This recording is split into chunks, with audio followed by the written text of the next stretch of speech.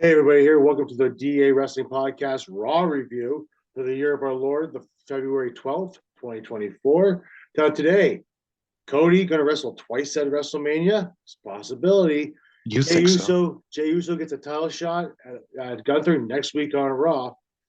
And Rhea Ripley goes after Nia Jax after a Becky promo. But first, our friend Doug likes to talk to us about the New Japan Pro Wrestling that happened on the weekend. Okay, we gotta get to that first because this is really important because this really means a lot to us too. Because we do like to cover any New Japan Pro Wrestling here on the channel here. So, Doug, please let us go. All right. Well, I'm doing great. Thanks for asking. But I know you're doing fine. I'm alive. So But matters. so yeah, New Japan put on their big new beginning card from Osaka on yesterday. Um, and I mentioned on the pod before that last month I signed up for New Japan World. Nice. That's right. So I knew that this was going to be Will Ospreay's last match in New Japan. That's what made me tune in. Oh, okay. That makes sense. Okay. But what I got was some of the most, first of all, one of the most violent matches I've ever seen. And I'll go through it in a sec. Yeah. But also on this card was the final chapter of Kazuchika Okada and Hiroshi Tanahashi. Nice. It was their shortest match ever of their rivalry. Really? In about 15 minutes. Okay. Was this Okada's last match then in New Japan? No, so he's going to be at the Twilight, right? New Beginning shows in Sapporo. Okay. On the 23rd and 24th. Nice. So 2 weeks from now. Okay. Or about 10 days from now. Mm-hmm. And what he's doing on those shows is yet to be determined. But Okada won, Rainmaker. I mean, I don't see him losing his way out unless it's on his last match. Tanahashi, that man needs to retire. His hips are gone. And I love the guy. I really do. And he can still put on a good match, but like he can't go at that pace that he used to go. And even seeing him try to get up the top rope for high fly flow. Mm-hmm. I mean, kudos to him though. He did the crazy high fly flow from the top to the floor. Yeah. As a crossbody. Mm-hmm. But yeah, I mean, Okada writes the final chapter in that. He was very emotional. There were some tears on this show, dude. Nice. He cried in the middle of the ring, Mm. and bowed to the Osaka crowd. Nice. The semi-main event featured part 2 of Zack Sabre Jr. and Bryan Danielson. Oh, nice. I heard this was a match that was much better than, or sorry, much better or just as good as the one they previously had. So basically, like the Osprey Omega match last year, you could pick either one of them and say it's your favorite and can't really argue with you. Fair enough. So this was way more technical than their first match. Oh, excellent. And they were going back and forth. They went about half an hour, 35 minutes. They were both locking in submissions, and it was reversal after reversal after reversal, and it was a lot of fun to watch. Eventually, they were trading pin holds, and eventually, Zack Sabre Jr. just caught Danielson with a crucifix, and he pinned him. Now the story obviously was, Zach was pissed after the first match that Bryan won by pinfall. So now they each have one pinfall victory over the other. I'm almost willing to bet that the third match, whenever it happens, is going to be a submission match. That makes the most sense. Yeah. Zack Sabre Jr. and Bryan Danielson are both very technical wrestlers. That was the whole point. Arguably one of the best in the world. He's been on the top. He's been on Zack top Sabre of that Jr. train. Absolutely. He's been on the top of there for a very long time. We got a chance to see him at Forbidden Door, and even that match with Daniel Garcia. Oh, And, that was the 4-way, wasn't it? With Shibata, Garcia, yes, and Zack Sabre Jr. and Orange Cassidy, right? Yes, Yeah. like that was he was really technical in that, considering it was a 4-way. So, and that was, I mean, that was a hell of a good match. Like, When it comes to in-ring workers, there's nobody overlooked more in wrestling, period, than Zack Sabre Jr. No, the guy's a hell of a talent. Like he's very good. And I think with Osprey's departure, they may probably lean on him to be their next big, like the crowd's behind him. Yeah, he's a very good wrestler. He's also from England as well. So they may lean on him to yeah. be like the next like Gaijin face. Yeah, for sure. Of the company. Because like if you think about it over the last number of years, it's been like Omega, then it was Osprey. Yeah.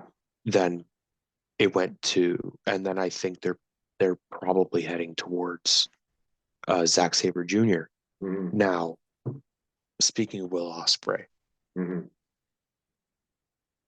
so very quickly to explain the rules of this match, it was a steel cage dog pound match, which basically what it meant was they put a, I don't know, 7 to 10 foot high cage around where the mats are.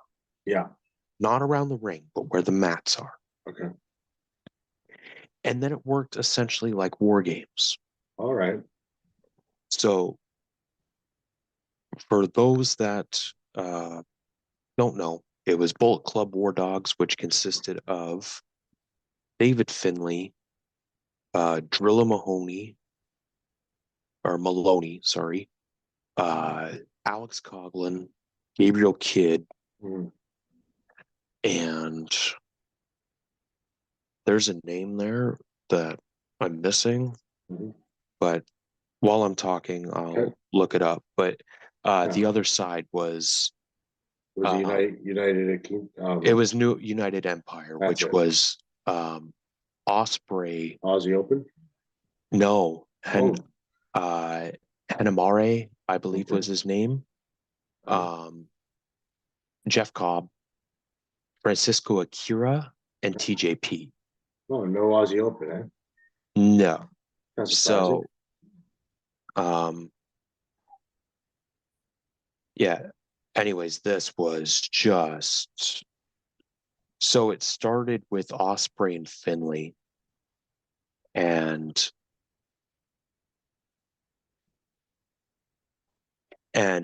Osprey wanted. I'm not going to pretend like I watch New Japan all the time. No. But from what I understand going into this match, this was a 9-month long feud between these two sides. Oh, nice. So it culminated here? This was the culmination of that. Nice. And oh my goodness, man. It was like, so Osprey wanted 10 minutes alone. It was only going to be 2. But he wanted 10 minutes alone with David Finlay. Finlay conceded at 5. So they had 5 minutes alone with each other. Clark Connors was the last guy. Thank you. But then the next Bullet Club member came out after the 5 minutes. Yeah. And it was kind of like your typical like war game style, like, heels get the advantage until a new babyface comes in. So the second Bullet Club guy actually dragged out Will Ospreay's apprentice and handcuffed him to the outside of the cage. This would come into play later. Whenever you say Will Ospreay has an apprentice. Yeah. It was some young lion that wasn't a part of the match, but his name escapes me. And like Will took a hell of a beating in this match. And by the way, This was a 65-minute match. Jesus, that's a long time.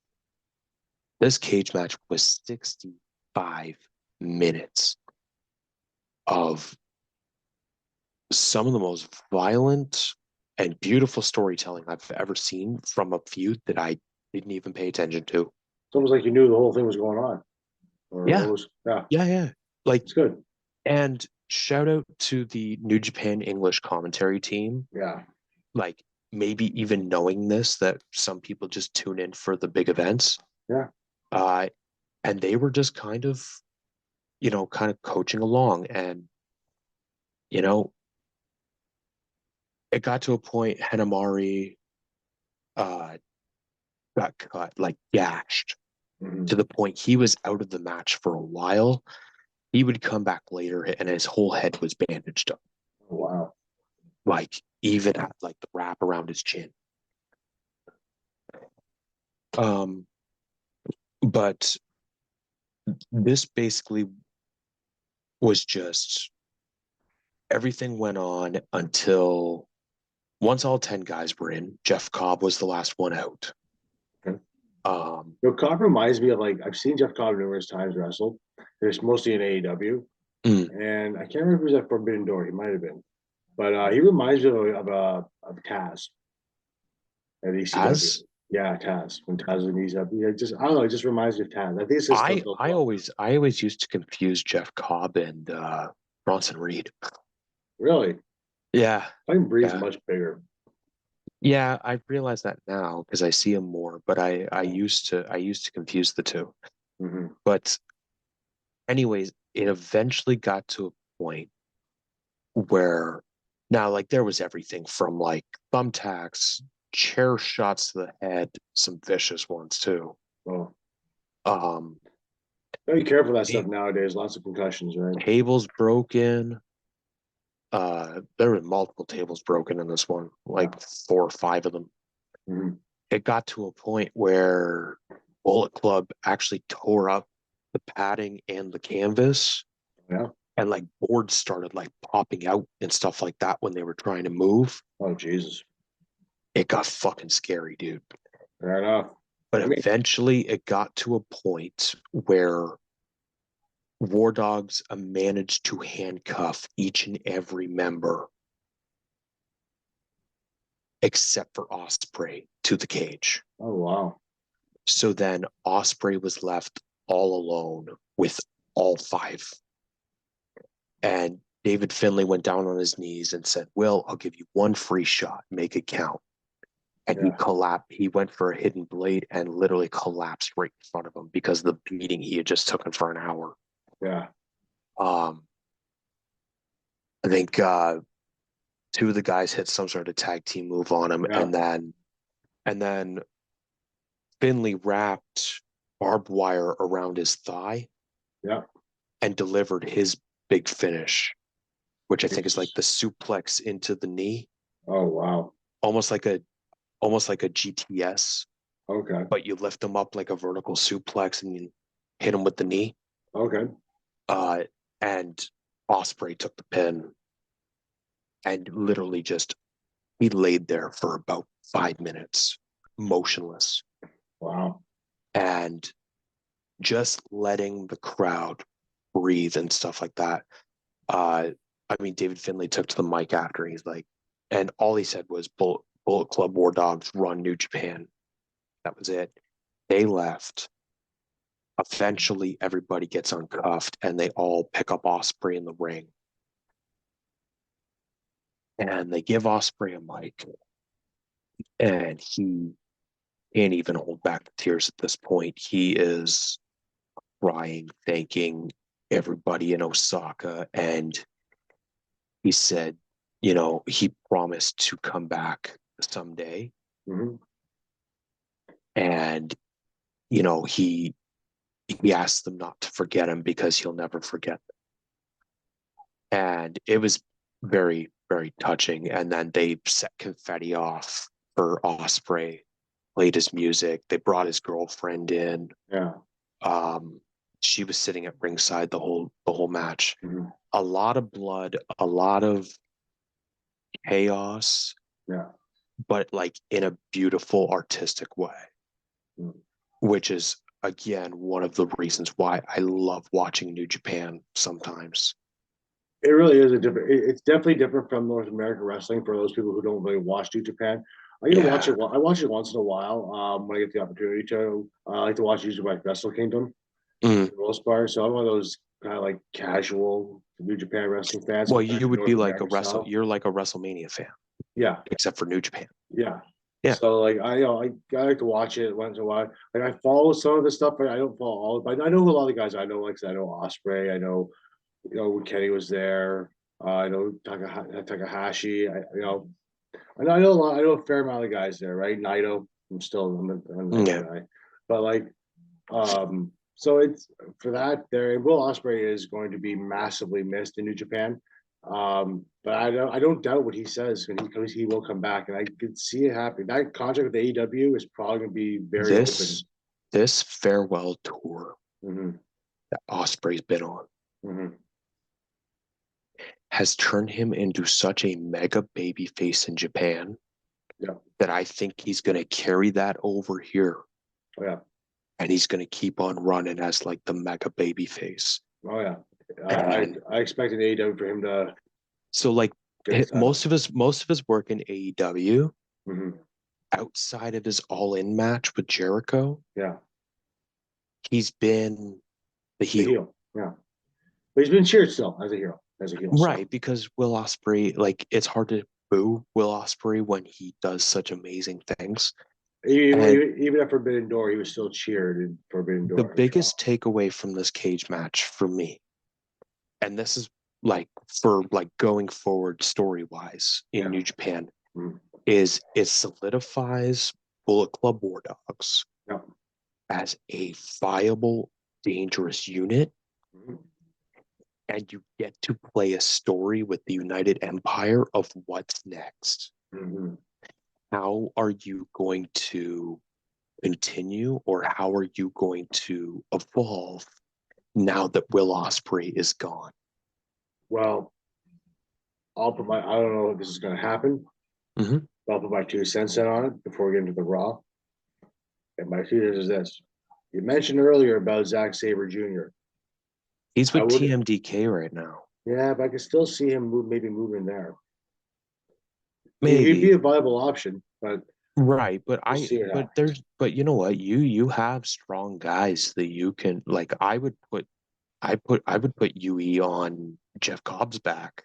We can do that, yeah. I would definitely, and like you still have Great O'Con there too. Mm-hmm. Um, but he wrestled earlier in the night, which is why I don't think he was in this match. Mm-hmm. He did make an appearance to Mm-hmm. try to help UE. He took out Gato Yeah, and tried uncuffing some of the guys, yeah. but he ended up getting taken out. But Uh, um, yeah, overall, the three matches I watched, I mean, Okada Tanahashi is definitely it's the weakest of their entire rivalry, but given the age of Tanahashi and mm-hmm. you know it was not going to be at that level of like a 2014 Yeah. Okada Tanahashi match. Age plays a factor, you know. Absolutely, So absolutely. it's and But yeah, plus he's probably got a lot more miles than like say you and me. So Zack Sabre Jr. and Bryan Danielson, like great match. yeah. But this cage match, I told you earlier, this cage match right now is my match of the year. Fair enough. It's only February. But there's still a lot more to go, but it's a It's good going start. to take It's a good start. something, yeah, it's going to take something absolutely incredible. You got to make me feel something with this match, and that's what the ride this match took me on. All right. Well, Fair enough, right? so people got some work to do. By the sounds of it. Yeah. And you know what, guys? I think, I might keep doing these little reports on the big New Japan cards. Yeah, might as well. I mean, Um, as much as I can anyway. yeah. That being said, Raw kicked off with a 6-man tag match. Yeah, let's get into actually. Let's kind of want to get into Cody's stuff first. Actually, yeah, let's do 6-man tag because it leads into something very interesting too. 6-man tag, New Day versus Jey Uso versus Imperium. Very good match. Three Start off with. segments. Yeah. It Really. went like half an hour. Yeah, it's good though. Yeah. You can have some of those ones. You have Gunther in there. You know you want to have a good match with them too, and so which leads us to after this match was over, the New Day won, and after it was over, later on in the night, they're cutting a promo, and it was announced that Jey Uso will be getting a title shot at Gunther next week on Raw. Yeah, I thought that was going to be an Elimination Chamber. That's what I was expecting too, or as we mentioned earlier, possibly WrestleMania. I'm a little surprised by this. I'm wondering though, what's going to happen. I'm wondering. So is this chamber card only going to have a tag title match and a women's world title match? And the elimination matches, yeah. And the chamber matches? Yeah, I'm guessing that's it. I think you could throw one or two more on there, but yeah, I'm a little just because those chamber matches will be about 40 minutes apiece. Yeah, it's yeah, I'm a little surprised by it myself. So I don't really know what's going on with this one here. Because I haven't seen anything about Gunther as an option for the elimination chamber. I didn't see him on SmackDown. No, he's not. Yeah, so which means he's not going to be factored into Seth's WrestleMania plans. No, which is disappointing because that would be interesting. It's fine. There's tons of guys he can work with. Yeah, it's good. It's a little surprising though still. Can I call an audible real quick? Call the audible. Let's just run through the small stuff and then we'll just talk Cody at the end because that's going to take up most of our time anyway. Yeah, let's just go through. Well, yeah, let's just do an audible. So Lashley versus Bronson Reed. Elimination cool match. Two big beefy men going at it. In the words of Big E, it was big meaty men slapping meat. Yeah, and Lashley won. Yeah. I'm a little. I'll get the little side point as we do. I'm a little upset with what they're doing with Bronson Reed. I feel Bronson Reed should probably be on this card considering he is from New Zealand and he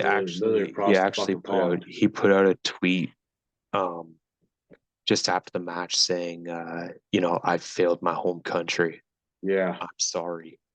And I'm like, oh my guy. Yeah, I feel really bad. Hopefully they do something. I hope they find a way. I hope they find just a small match for him to be on the card with. Yeah, I hope so too because I like Bronson Reed. I don't like how they're he's having good matches. Don't get me wrong, he's having good matches. I just don't like the direction they're going with Bronson Reed. To me, the thing is the crowd's not really behind Bronson Reed. No, that's the problem. Yeah, but I think if you can find a way to make him, if you can get him to some big matches so he can really show off his talent, I think that would really help. Like the elimination chamber, he had a good showing against Lashley, but I think you got to get him in with more top talent. I think. Speaking of top talent. The other chamber qualifying match was LA Knight. Yeah. On their against an antlerless Valhalla and Ivar. Yeah. Michael Cole with this antler shit is killing me. Kind of funny how they're doing this stuff here, and he's a SmackDown guy. Now they're doing stuff on Raw. Apparently, there's no such. They just completely got rid of this whole brand stuff. I guess there's no point in doing the brand stuff. Anyways, anyone was surprised. LA Knight won with the BFP. Yeah, they're setting it up already for this. And the women's qualifying matches. Liv Morgan beat Zoe Stark, which I think I might call Liv Morgan. If you said that match was going to be on the show tonight. For qualifier, I told you last week that was going to happen. Liv Morgan's going to be on, and Tiffany Stratton, I believe, is on. That'll be on SmackDown. Okay. I think Tiffany Stratton on SmackDown against Shotzi, as well as. So there's three qualified for the women's chamber, 4 for the men. Yeah. Okay, They'll- that makes then- sense because after SmackDown, we'll have all 6 of the guys. We'll have 5 of the girls. Yep, and then on the The Last Monday, Chance Battle Royal was on Monday. yeah, I really hope Shayna Baszler wins that one. We'll find out. I'm waiting for Shayna Baszler to kick Chelsea's Green's teeth down her throat. Yeah, not big. Chelsea Green's a funny, Yes. annoying person, but That that's was no, but that was a segment later in the Yeah. night. It was interesting. I hope that actually does happen. Uh, Miz, or sorry, not Miz. so R-Truth JD. versus JD Madonna. JD Madonna won that match, and then they proceeded to beat the living crap out of R-Truth, which And he David got Priest saved gave by to him ahead of DX. time. And he got saved, yeah. By By DX. Is it DX? Is that what they're calling themselves now? Not DIY? No. But if you listen to the promo afterwards, when they're in the back, I did hear them say R-Truth DX. R-Truth called DIY DX. Ugh. And called Champ a Triple H, and Gargano was Shawn Michaels. Yeah, Jesus. I mean, this delusional side of R-Truth is hilarious. It's great. But that's lead next week to actually a 6-man tag. 8-man tag. Yeah. With them. Truth, Miz, DIY against the Judgment Day. So interesting. Main event was Zayn and Nakamura. You were telling me it was a good match. Really kind of a throwback to their match at NXT. A little bit, nothing much, nothing crazy. But it was a really good match. So Zayn ended up losing, continuing his story of how he keeps on losing. Big matches due to Drew McIntyre. So, and then they proceeded to beat down Sami Zayn after the match with Drew McIntyre and Shinsuke Nakamura. Beat the Cody hell comes out in of for him. the save. Cody comes in for a save, does the big heroic thing because the previous night he said he had Zayn's back and he believes in Zayn. So, leading into that, though, brings us to the elephant in the room, which happened at 9:00. Cody Rhodes. Now, good promo. He showed a clip of The Rock on the Pat McAfee show. And by the way, Pat McAfee on commentary is just absolutely hilarious. I missed Pat. Oh, he is fantastic. I think my favorite line of the night was when he goes, I threw my back out just by taking a dump last week. I was like, fantastic. And just like, wow, you just said that on TV. I'm so proud of this. But he referenced the Pat McAfee show and he really called out the Cody, like people call him the crybaby, Rock calling people Cody crybabies. And basically insinuated that him and Rock are going to meet. So I'm thinking right now that him and Rock are going to be fighting at Mania. And then if he gets past the Rock, he's going to get the Roman Reigns. I think that's going to be.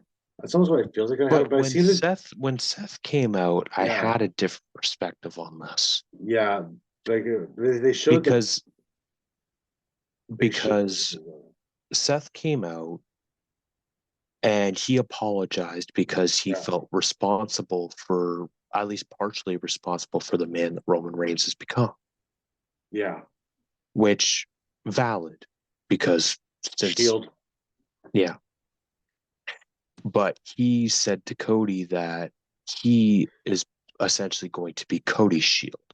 Now, I think where this is going is basically Cody is going to come out with a fucking army of his own to combat all the interference. Almost like, we were talking about a month ago about my favorite match of Jay Briscoe, which was against Kevin Steen, where the whole locker room came out to get rid of Kevin Owens' faction. Yeah. And it was like a huge changing of the guard in the company. Okay, yeah. I can see that type of thing happening at WrestleMania. It's possible. Where, the ref goes down, interference starts happening, Rock comes in, Solo, Jimmy, but you're gonna get probably Seth, Sammy, and you may find one other guy. Let's see, is that too? But then they've also started showing advertisements for WrestleMania 40, and it shows one of the advertisements is Cody and Seth facing off with Rock and Roman. So is that possibility as well too? Now, there's a way you can do this. Of course, there's always a way. It's whether they want to do it. You have the winner of the chamber face Seth in the opening match of night one. We talked about this a while back. The closing match of night one is your tag match. Mm-hmm. Seth and Cody versus Roman and Rock. Mm-hmm. And then you have Cody and Roman the night after. So basically, Cody, Roman, and Seth all wrestle twice. Cody, although, question is though too, where you have to cash in at the beginning of the show, or at the end of the show with the tag match. But that's the thing. You can have Rock and Roman win the match to put a little bit of doubt that Cody might not beat Roman. Yeah. Right?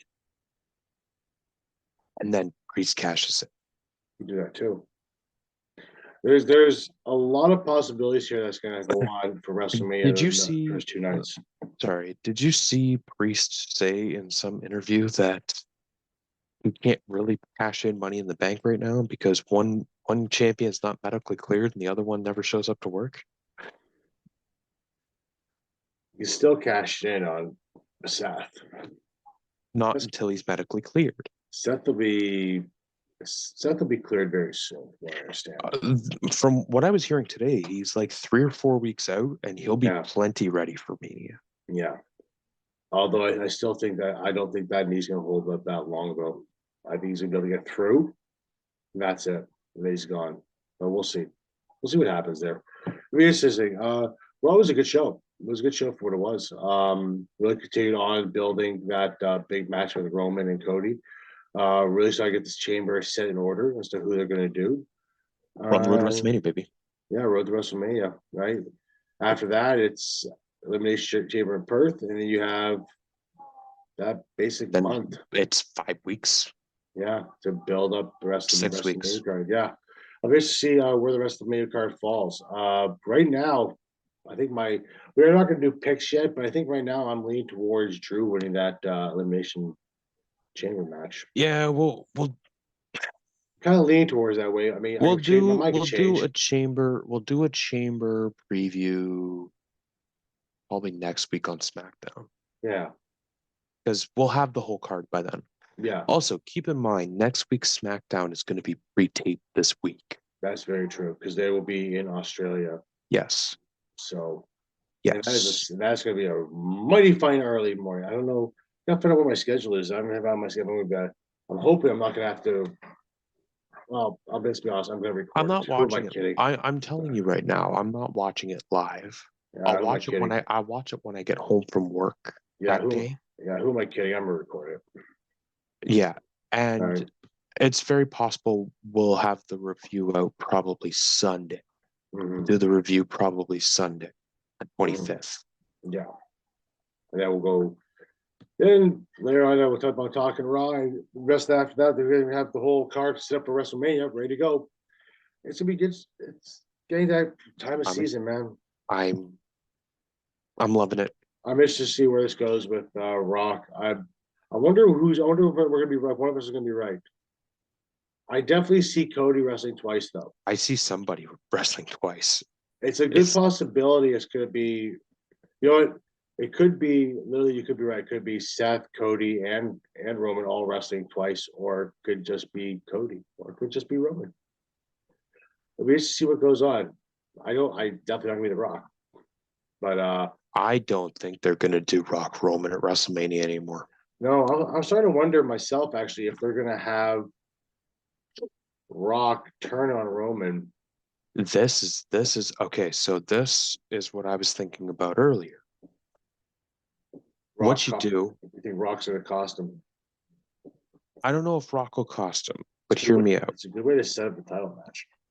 Hear me out. That match. So Cody's going to beat Roman with that scenario that I talked about a minute ago. Mm-hmm. Okay. And then the next night on Raw, the whole bloodline turns on Roman. and The Rock calls the shots via satellite, pops in once in a while. Roman goes away for a few months, Yeah, I don't see and Roman. you can build towards Rock Cody at SummerSlam. Yep. Have Roman come back at SummerSlam as a monster face, Mhm. because you want to leave Roman laying. Yeah.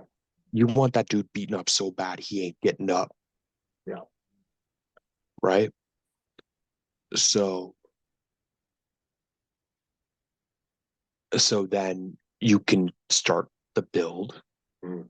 And I think, honestly, the more I think about it, it looks like next year is going to be Roman Rock without the title. Well, I said from the get go, you don't need a title for that match. So No, you never did. yes, I did It several makes it. times. Never once No, said no, Rock needed the title. no. I'm saying you never did need the title. Yeah, yeah. I never said you had. I always said you never needed the title for it. Yeah, I know. Never once said you need the title. That's to me, it's just That's not what I stupid. meant. That's not what I meant. Whatever. But yeah, I I think this is going to start a long build towards next year's WrestleMania. So we're talking like a 1 year bill, just like they did John Cena and The Mm-hmm. Rock. It's a good Mm-hmm. possibility. Good possibility. I mean, it worked. And when you think about that story, that's a 2-year story. Yeah. When you think, Because well, yeah, when you think about it, really, the Rock's not wrong. That story started the minute Roman Reigns said he's the head of the table. mm-hmm. So that's And going on. Don't think the Rock forgot that. No, no, that whole thing started literally 3 years ago. No, but don't think the Rock forgot that. Don't let this current, Oh no, like those two being on the same page, don't let that distract you oh from the no. fact the Rock eventually is going to get Roman Reigns. Oh, of And course he will. this is the perfect time to turn Roman. Yeah, and quite frankly, Right off the end of a historic title run. yeah. And like this story still has legs, you know? The whole Rock Roman thing, it's a story that's been wanting to go for a while, right? And if you can't do it this year, good. Do it next year. Mm-hmm. You know, like I said, I never said, I never, this title, that match never needs a title because I'd rather go into it not wondering who's going to win that match, not knowing who's going to win that match. I'd rather be surprised. I agree. Sometimes in wrestling, despite the fact that it is a predetermined outcome, sometimes as a fan, I don't want to know shit. I just want to Right. sit And there typically we and don't, enjoy. but it's merely guessing because of Yeah, how much we watch. yeah. And It's majority of the time, we're trying to predict the end of the story. and 9 times out of 10, most of the time we're probably right just on our guesses because we've watched for so long. Mm-hmm. But in this case here, I really want. I really. Part of me is a little lead toward the Rock. And part of me, I'm actually interested to see a Roman Reigns entrance without the title, with that final boss music. it's, you go back to the Shield one. No. No. I If he does, I'm gonna be mad. although have you ever heard? You ever listened to his You've listened to the whole music. You ever notice how like it just kind of skips into the Shield for a second, like it's a split second. Yeah.